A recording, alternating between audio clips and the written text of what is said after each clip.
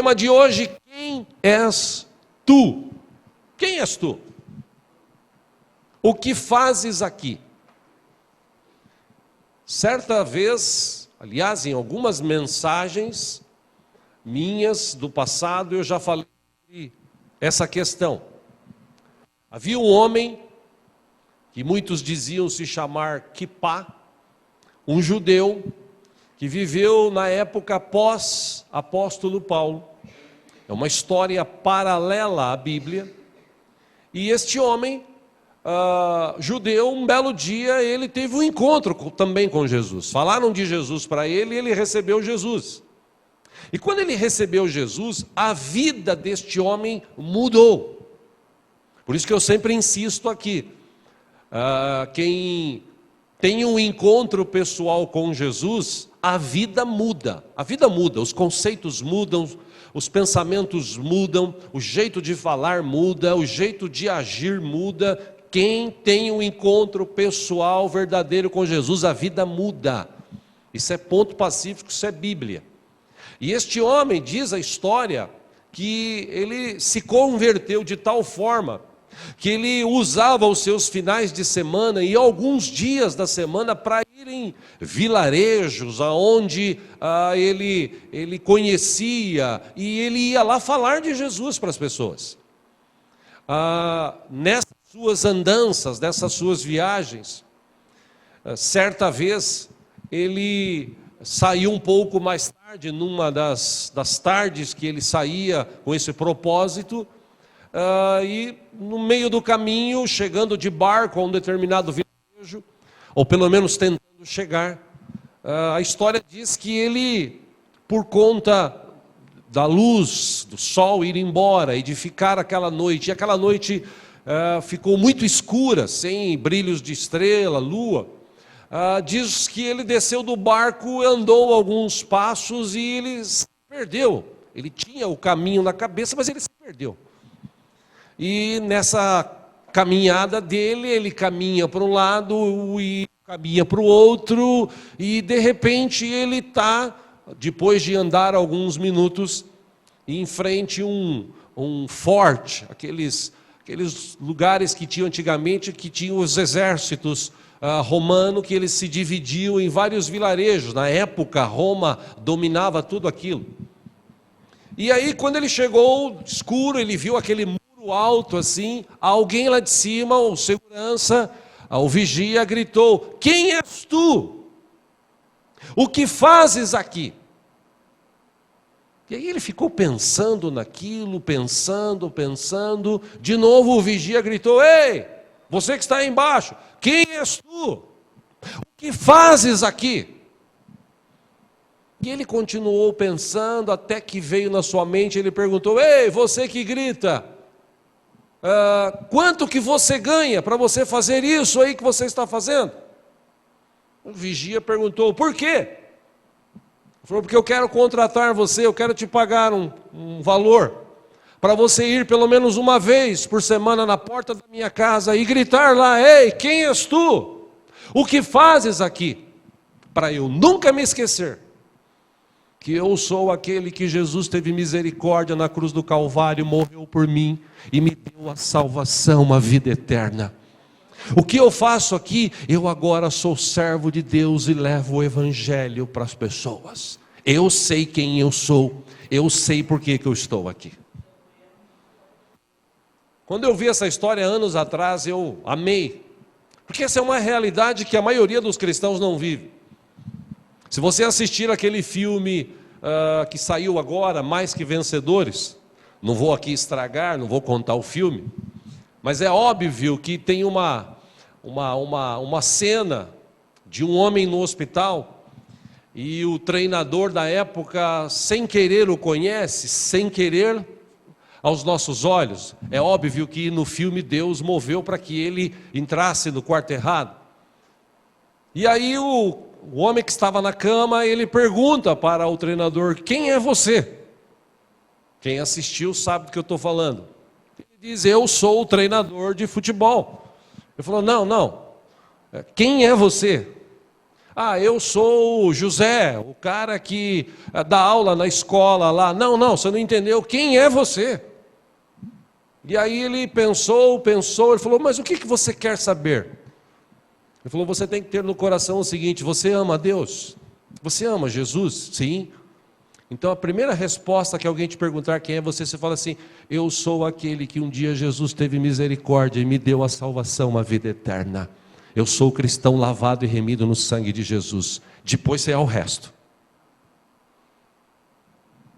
A verdade é que hoje nós vivemos num tempo em que as pessoas não têm, os cristãos de hoje não têm muita identidade. E na Bíblia, alguém um dia foi questionado também sobre isso. Eu gostaria de ler esse texto com os irmãos. Você que trouxe a sua Bíblia, no livro de João, capítulo 1. Se tiver alguém sem Bíblia aí do teu lado, se você puder repartir a leitura, por favor, faça isso. Livro de João, capítulo 1, um texto conhecido, claro, né? Para quem lê Bíblia é muito conhecido. Deus é bom. Deus é bom. Aleluia. A partir do versículo 19. João, capítulo 1, versículo 19. O texto diz assim: este foi o testemunho de João, quando os judeus de Jerusalém enviaram sacerdotes e levitas para lhe perguntarem quem ele era. Versículo 20, ele confessou e não negou. Ele declarou abertamente: não sou o Cristo. Versículo 21, perguntaram-lhe: então, quem é você? É Elias? Ele disse: não sou. É o profeta? Ele respondeu: não. 22, finalmente perguntaram: quem é você? Na versão NVI. Na versão antiga, João Ferreira de Almeida: quem és tu? Dê-nos uma resposta para que a levemos àqueles que nos enviaram. Que diz você acerca de si próprio? Versículo 23, João respondeu com as palavras do profeta Isaías: eu sou a voz do que clama no deserto, façam um caminho reto para o Senhor. Versículo 24, alguns fariseus que tinham sido enviados, versículo 25, interrogaram-no: então, por que você batiza se não é o Cristo, nem Elias, nem o profeta? Versículo 26, João respondeu: eu batizo com água, mas entre vocês está alguém que vocês não conhecem. Versículo 27, ele é aquele que vem depois de mim, e não sou digno de desamarrar as correias de suas sandálias. Versículo 28, tudo isso aconteceu em Betânia, do outro lado do Jordão, onde João estava batizando. Versículo 29, no dia seguinte, João viu Jesus, e aproximando-se dele disse: vejam, é o Cordeiro de Deus que tira o pecado do mundo. Versículo 30, este é aquele a quem eu me referi quando disse: vem depois de mim um homem que é superior a mim, porque já existia antes de mim. Versículo 31, eu mesmo não o conhecia, mas por isso é que vim batizando com água, para que ele viesse a ser revelado a Israel. Versículo 32, então João deu o seguinte testemunho: eu vi o Espírito descer dos céus como pomba e permanecer sobre ele.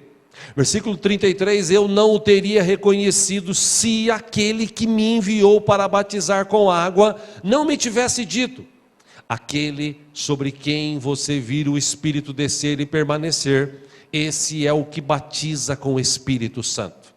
Último 34, eu vi e testifico que este é o Filho de Deus. Naquela época, líderes judeus que compunham o Sinédrio,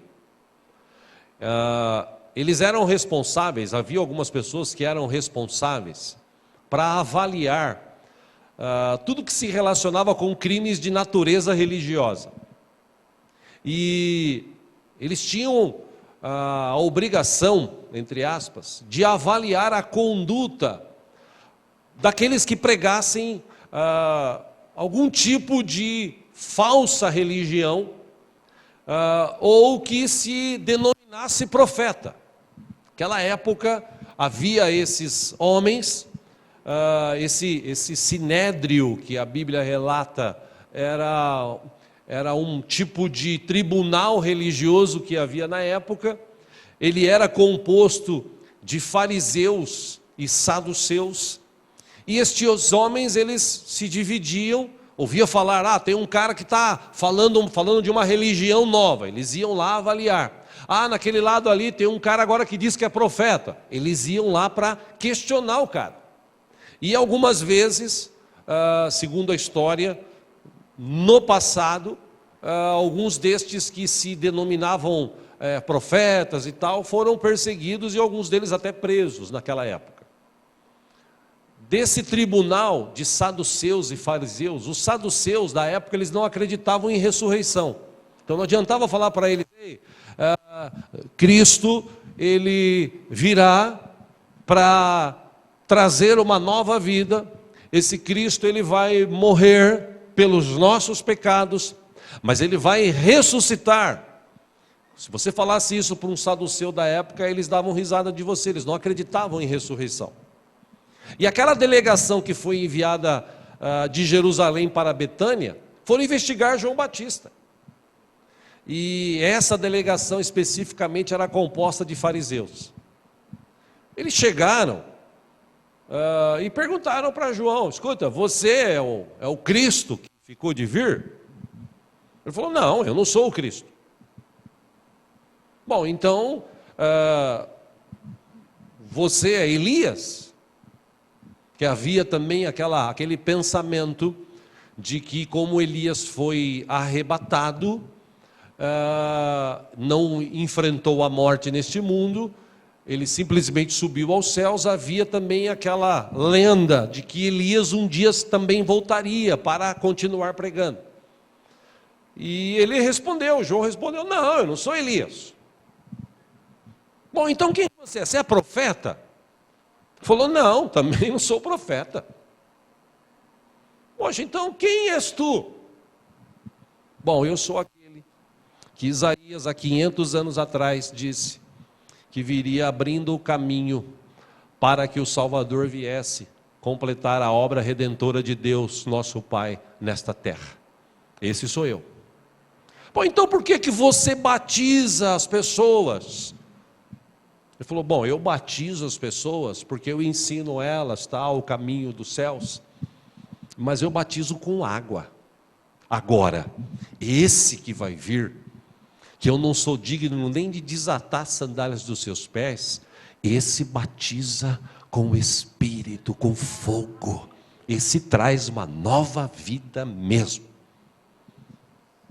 E o texto diz que aqueles homens foram embora. E João, ele, apesar de ter sido morto um tempo depois, ele completou a obra que Deus tinha para realizar através da vida dele. É interessante, irmãos, a gente analisar esse fato, que João sabia quem ele era, e João sabia por que ele estava nesta terra. Ele poderia ter dito, se ele fosse qualquer outro tipo de pessoa, ele poderia ter dito o seguinte, não, esse Jesus aí que vocês estão ouvindo falar, o cara é meu primo. Quando a gente era criancinha, a gente já teve umas brincadeiras. Quando eu estava no ventre da minha mãe, ela falou que quando veio a mãe dele, com ele no ventre da mãe dele, eu cheguei a mexer dentro do ventre da minha mãe. Mas, na verdade, ele sabia quem ele era. E ele disse, eu não sou o Cristo, eu não sou profeta, eu não sou Elias. Eu sou aquele que tem uma missão, de abrir o caminho, e é o que eu estou fazendo aqui. Eu sei quem sou, e eu sei por que eu estou aqui nesta terra. Interessante, irmãos, se nós trouxermos isso para os dias atuais, muita gente hoje que se diz cristã, seguidora de Jesus, ele não sabe por que ele existe, para que ele existe. Interessante que no texto bíblico, Jesus deixou claro, é que o povo não lê Bíblia, e quando lê não entende, mas Jesus deixou claro. Por exemplo, com a ajuda dos irmãos ali, Mateus capítulo 5, acompanha aqui no telão, no versículo 13, Jesus disse: vocês são o sal da terra. Como eu já perguntei várias vezes, eu pergunto de novo, irmão, para que serve o sal? Para que serve o sal? Para que serve? Sabor.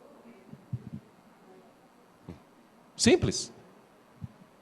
Aí Jesus diz, mas se o sal perder o seu sabor, e na versão antiga da Bíblia diz assim, se o sal for insípido, como restaurá-lo? Ou na versão antiga, como se há de salgar? Jesus disse, esse tipo de sal não servirá para nada, exceto para ser jogado fora e pisado pelos homens. Versículo 14, numa outra forma de ensinar, Jesus disse, vocês são a luz do mundo. Irmão, para que serve luz? Para iluminar. Não se pode esconder uma cidade construída sobre um monte, Jesus falou.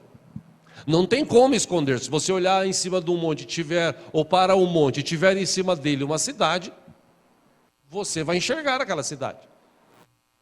Versículo 15, Jesus disse, e também ninguém acende uma candeia e a coloca debaixo de uma vasilha. Ao contrário, coloca-a no lugar apropriado e assim ilumina todos os que estão na casa. Terminando esse ensinamento, fechando 16, Jesus disse, assim, brilhe a luz de vocês diante dos homens, para que vejam as suas boas obras e glorifiquem ao Pai de vocês que está nos céus. Bom, primeiro, insípido. O que quer dizer insípido?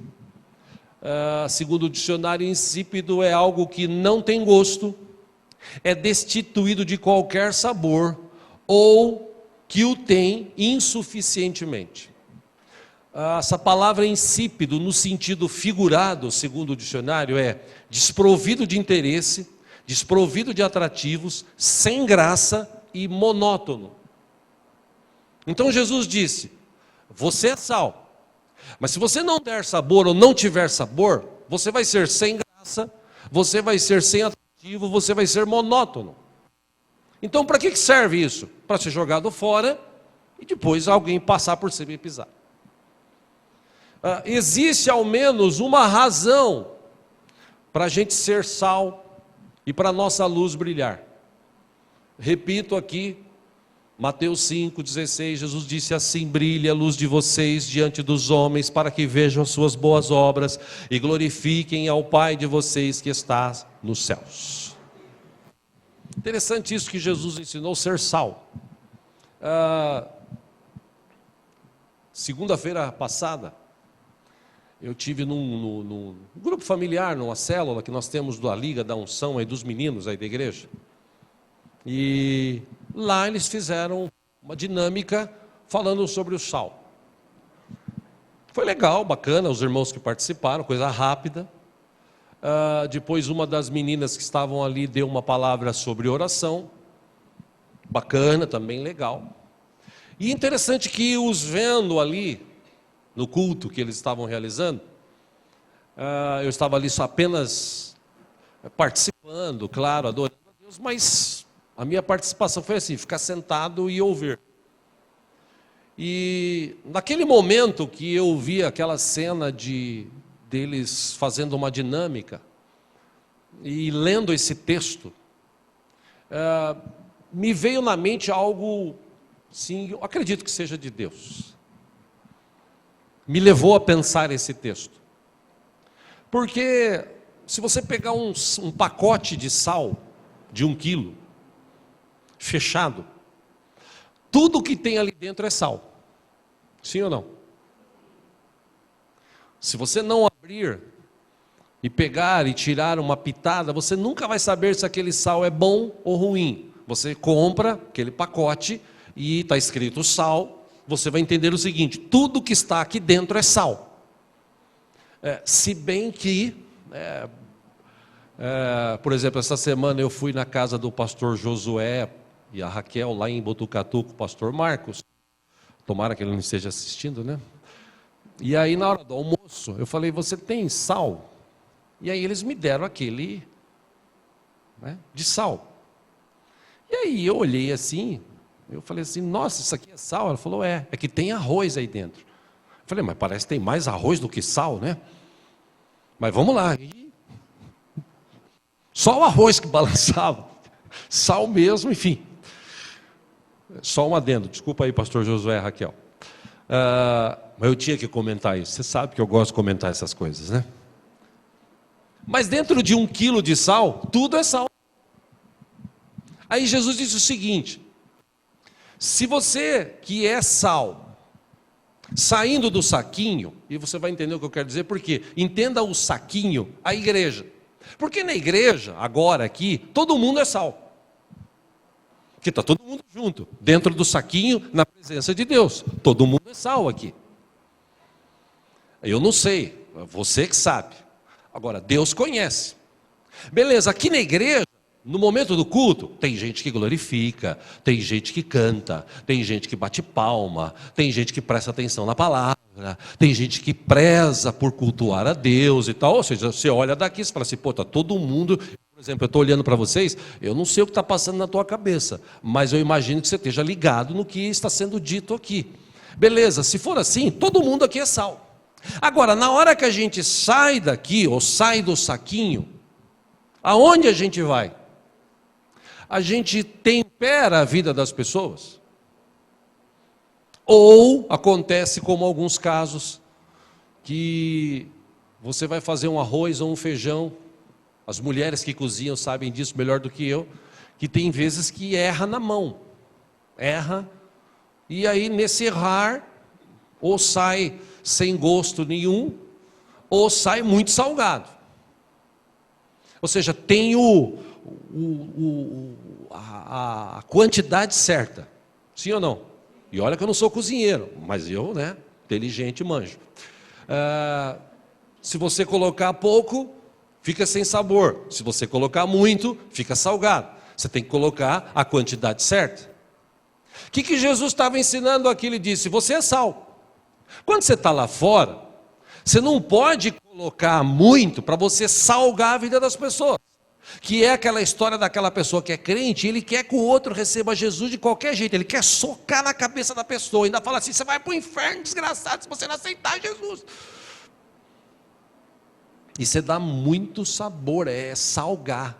A pessoa vai e fala: está muito salgado. Ou então, aquele que não tem sabor nenhum, que ele está lá, e ele é engolido pelo arroz ou pelo feijão, e ele não consegue dar sabor. Ele é sem sabor. Por quê? Porque é nessa hora que Jesus falou, é nesse momento que você está no mundo, porque na igreja todo mundo brilha, na igreja todo mundo é sal. Mas e lá fora, na hora que você tem que dar sabor? Porque a vida das pessoas está sem tempero nenhum, elas não têm Jesus. O tempero dos céus, para nós, entenda isso, é Jesus, é Ele que tempera as nossas vidas. É Ele que mudou o nosso jeito de ser, de pensar, de viver.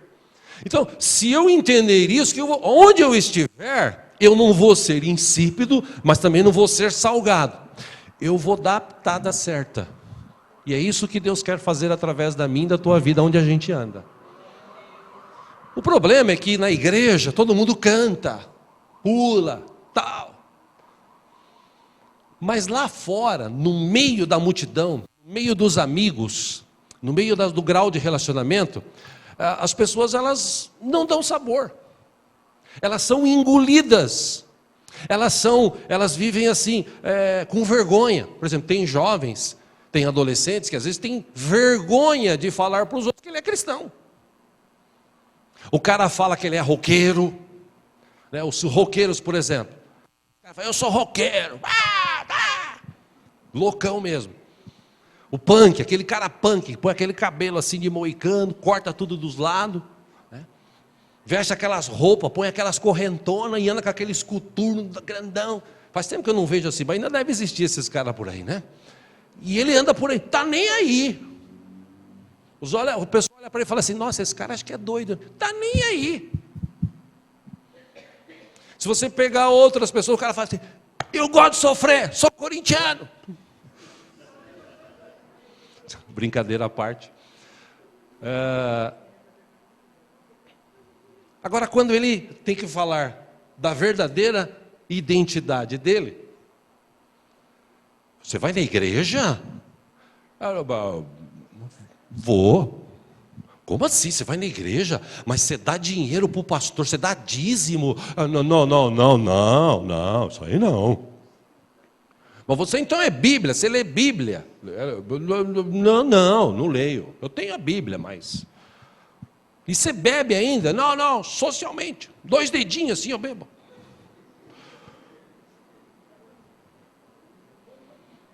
É porque... esse é o tipo do cara ou da mulher insípido, que não tem sabor. Porque se ele tivesse sabor, ele sabia quem ele era e para que ele estava naquele lugar. Eu já contei vários casos aqui de experiências minhas. Eu saía do banco da sexta-feira, os caras iam para o outro lado da rua, num bar, beber. E eles estavam lá tomando cerveja. Quando eu era o tesoureiro, quando acabava, que eu era um dos últimos que saía, eu ia lá, os caras já estavam, né, tomando. E aí eles chegavam e falavam assim, e chegou o Diegão, chegou o irmão Fanta. Eu cheguei, minha Fanta aí, manda para cá. E tomava Fanta, os caras enchendo a cara tomando Fanta. Eu nunca tive problema com isso. E na hora que o negócio apertava, eu começava a falar muito palavrão. Hasta la vista, estou indo embora, eu tenho mais o que fazer na minha casa, tal. Que eu não entendo, tem cara que a vida dele deve ser tão ruim.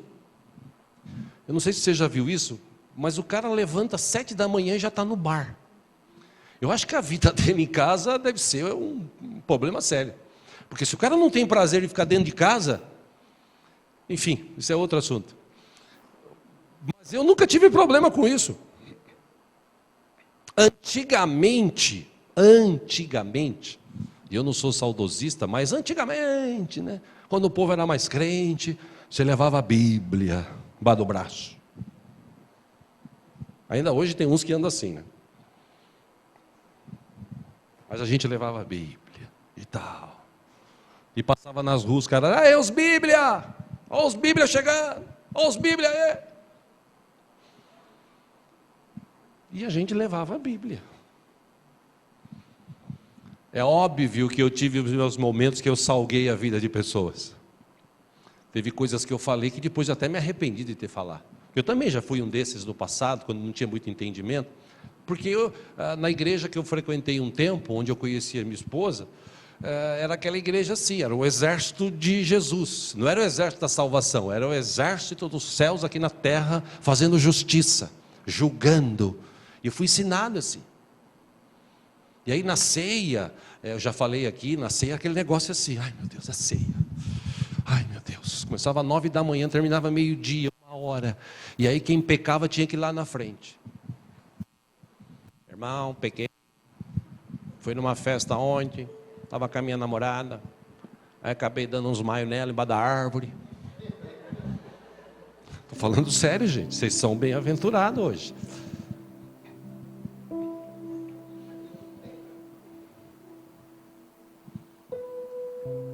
Vivi esse momento, mas eu aprendi que eu não fui chamado por Deus para julgar. Eu entendi o texto de Jesus e achei legal ontem, porque nós estávamos ali, uns 4, 5 pessoas, e alguém lá de dentro veio e falou assim, eu preciso de uma oração. Nunca isso aconteceu lá com as outras pessoas, mas essa veio. Lá dentro, outros pediram para os irmãos orarem. Eu imagino que eles viram sal e luz nas nossas vidas. Porque foi para isso que eu fui chamado. Eu fui chamado para ser uma bênção. Como assim ser uma bênção? Viver correndo, Deus, me dá bênção, me dá bênção. Ai Deus, não. Eu fui chamado por Deus para ser a bênção dele onde eu estiver. Eu não fui chamado para ser insípido. Eu não fui chamado para ter essa luz e escondê-la. Jesus me chamou, me salvou, me libertou para que eu pudesse encontrar as pessoas e elas encontrassem Jesus através da minha vida. Mas infelizmente o tempo que nós vivemos hoje é o tempo onde na igreja é tudo maravilhoso, é sal. A pergunta que eu te faço hoje para você meditar é: quem és tu lá fora? No meio dos teus amigos, a tua família, os teus vizinhos, quem és tu? Quando as pessoas olham para nós, elas louvam a Deus pelas obras que nós praticamos. Que boas obras é essa, pastor? Eu dou, eu ajudo. Não, além disso, eu sou uma pessoa cordial, eu falo bom dia.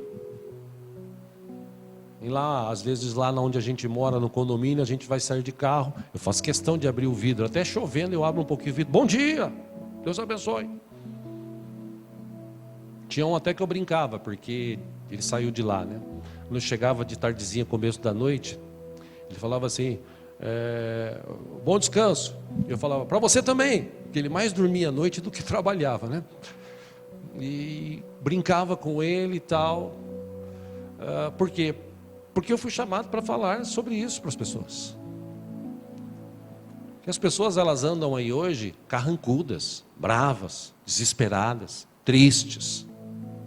Pastor, mas você não sabe o que eu estou passando. Você não sabe o que eu estou passando, pastor. A minha vida é dura. Eu falei aqui quinta-feira, tua vida é dura. Vai lá na África. Se eu fosse presidente do Brasil, eu fazia questão de pagar uma viagem para a África para todo brasileiro. Passar uma semana lá. Tenho certeza que ele ia voltar de lá, ele ia trabalhar mais, ele ia agradecer a Deus todos os dias, porque ele mora no Brasil. E por pior que esteja a situação aqui, pelo menos tem comida para comer 3 vezes ao dia. Por pior que seja a situação, aqui tem água para a gente beber. Mas infelizmente a gente se diz cristão, mas a gente não entende porque para que a gente foi chamado. Por isso que eu te pergunto hoje, quem és tu? Quem és tu? Bom, o apóstolo Paulo, ele deu uma dica sobre isso também. Acompanha aqui no telão, 1 Coríntios 3,16, ele disse, vocês não sabem que são o santuário de Deus e que o Espírito de Deus habita em vocês. Você crê nessa palavra?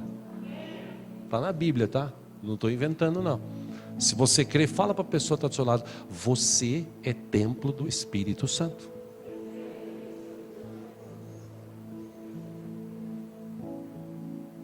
Agora, se você entender isso, você, o teu corpo é templo do Espírito Santo. Meu irmão, na igreja, por exemplo, na igreja, uma pessoa que vem aqui, um fumante, dificilmente ele vai acender um cigarro aqui dentro. Por quê? Porque é uma igreja. Sim ou não?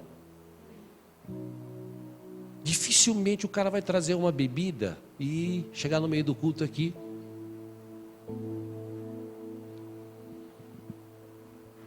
Por quê? Porque ele respeita. É o templo. Nós estamos num culto, na missa. Deus está aqui. Bom, se tem esse entendimento, por que não tem esse entendimento de si próprio? Já que eu sou o templo do Espírito Santo. Por que eu trago essas coisas então para dentro de mim? Por que eu profano o templo ou a presença do Espírito Santo dentro de mim, aonde eu estou? Porque na igreja eu sou sal. Mas e fora da igreja? Fora da igreja eu sou insípido, eu não tenho sabor nenhum, eu nem crente sou. Aliás, eu nem falo que eu sou crente. Porque se eu falar que eu sou crente, vão me perturbar, vão falar um monte.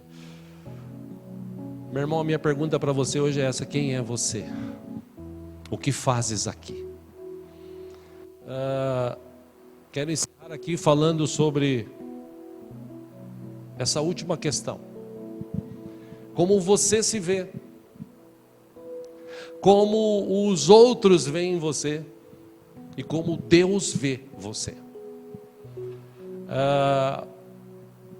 Se você perguntar para os psicólogos, as respostas que ele tem das pessoas que vão ser tratadas, geralmente é sempre a mesma. Como é que você se vê? Eu sou uma pessoa agradável. Eu sou uma pessoa que todo mundo gosta. É a resposta que as pessoas dão. Por quê? Porque elas não se autoavaliam, ela espera que o outro avalie ele. Mas como é que você se vê? Quem é você? Lembre-se do filme, se você não assistiu, assista, porque você vai se emocionar e vai gostar, Mais que Vencedores. Lembre-se do filme, porque o cara na cama pergunta: quem é você? Ele fala: não, eu sou o treinador de futebol lá. Não estou perguntando isso, estou perguntando quem é você. Não, eu sou o professor de educação física. Não é isso, quem é você? Não, eu sou o fulano, casado com Beltrano. Não, você não entendeu quem é você. Não, o que você quer saber? Não, eu quero saber quem é você. Porque se você tem um Deus como você diz que tem, você tem que ter na ponta da língua a resposta: quem é você? Eu sou amado de Deus, que Jesus Cristo deu a vida na cruz por mim. Por que você comemora o Natal? Eu comemoro o Natal todos os dias. Por quê? Porque a bênção do Senhor está na minha vida. Jesus me deu vida, Jesus restaurou a minha vida, Jesus me deu uma nova vida. Agora eu vivo essa nova vida, e o Espírito dele agora habita em mim. Então, talvez falte isso na vida de muita gente. Segundo, como é que os outros te veem? Às vezes é uma surpresa desagradável, né? Porque às vezes você chega num lugar, a pessoa olha para você e fala assim: tudo bem? Mas por dentro ela está assim: putz, chegou aquele crente chato. Meu Deus. Terceiro, como Deus te vê? Eu entendo que Deus vê a gente sempre com um olhar de misericórdia, porque Deus nos ama. E a cada dia a Bíblia diz que as misericórdias dele se renovam a cada manhã. Essa é a razão da gente não ser consumido. E quando a gente entende isso, a gente sai e vive. Mas e as dificuldades, as lutas? Isso não é nada. Porque o Deus que eu sirvo, o Deus que me chamou, o Deus que me capacitou, o Deus que anda comigo todo o tempo, e eu tenho certeza que Ele anda comigo todo o tempo, então eu tomo até cuidado nas coisas que eu faço, que eu falo, que eu penso, porque Deus está comigo todo o tempo. Amém, irmãos? Sim ou não? Então, eu tenho cuidado. Não vou sair por aí falando besteira, bobagem. Por quê? Porque Deus está comigo. Ao contrário, o que sair da minha boca, que seja palavra de bênção. Mas infelizmente a maioria das pessoas não vem assim. Aliás, até para encerrar aqui, a maioria das pessoas não tem relacionamento com Deus profundo porque tem medo dele. E esse medo aí veio desde Adão. Que é interessante isso. Deus, quando Adão pecou, Deus não chegou lá e falou assim: Adão, o que você fez? Não. Deus chegou lá e falou: Adão, cadê você? Porque Deus não está preocupado com o que nós fizemos. Deus está preocupado com a distância que existe entre nós e Ele. E infelizmente tem muito crente distante de Deus. Ele se diz crente, mas quando ele sai do saquinho de sal lá para fora, ele fica insípido. Ele é consumido, ele não dá sabor, ele perde o sabor. A luz dele nem brilha, a luz dele fica escondida, como Jesus falou. Eu te trago essa palavra nesta manhã porque nós estamos chegando no final do ano e a gente sempre tem a oportunidade de amanhã, seja amanhã, dia 16, ou seja, no próximo ano, de sermos mais sal e mais luz na presença de Deus nesta terra.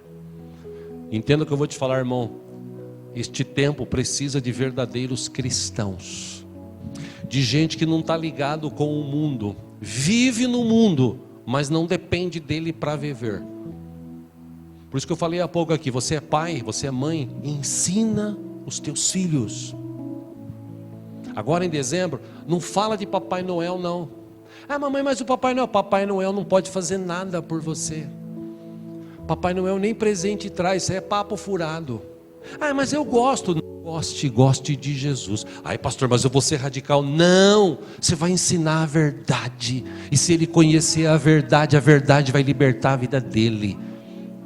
O problema de hoje é que os crentes não estão nem aí para o que se ensina, porque está escrito na palavra. Porque se tivesse entendido o que está escrito na palavra, não participaria de algumas festas, que hoje para muitos pastores e igrejas é normal, ou, desculpe, é comum. Eu já até parei de falar aqui no passado, de 2, 3 anos para cá, eu parei de falar desse negócio de festa junina. Porque a gente bota a roupinha no filho dele, pinta ele para lá. É só uma festa junina. Não é só uma festa junina. Tem um significado por trás da festa junina. Se você pesquisar na internet, você vai saber. Tem um significado por trás do Papai Noel. Se você pesquisar na internet, você vai saber. Aí fala, mas é que meu filho vai ser ET? Não, seu filho vai ser filho de um Deus vivo e poderoso. Ele pode ir lá, ele pode até ver, mas ele não vai se caracterizar. Ao contrário, ele vai ter prazer de estar na presença do Senhor. Está aí o meu filho, graças a Deus, que não deixa a gente mentir. Porque quando ele estudou numa igreja católica, numa escola católica em Osasco, ele chegou no momento lá que ele tinha que participar e tal. Aí eu fui lá e falei, não, meu filho não vai participar, nós somos cristãos. Os cristãos evangélicos. Eu gostaria que ele não participasse. E inventa uma outra prova, uma outra coisa para ele fazer, mas isso aqui ele não vai participar. Ele pode continuar estudando aqui? Não, tudo bem, a gente vai dar um jeito. Deram um jeito. Falei na boa, claro, né? Não falei desse jeito. Mas eu conversei. Por quê? Porque eu tenho que ter a minha posição. Eu sei quem eu sou, eu sei por que eu estou aqui.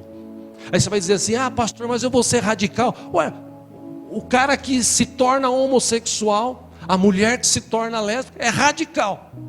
Todo mundo respeita, ainda mais com as leis que existem hoje. E por que o cristão ele tem que ser insípido? Está lá, você é crente? Eu sou. Você vai na igreja? Vou todo dia? Não, vou uma vez ou outra. Todo dia? Vou todo dia. Mas por quê? Porque a palavra de Deus diz, alegrei-me quando me disseram, vamos à casa do Senhor. Por que você lê Bíblia? Porque a Bíblia é lâmpada para os meus pés e luz para o meu caminho. Amém, irmãos? Amém? Amém ou ai? Estou te falando isso porque eu amo você e quero ver você bem. O mundo hoje precisa, entenda essa expressão, precisa de verdadeiros cristãos. Quem és tu? O que fazes aqui?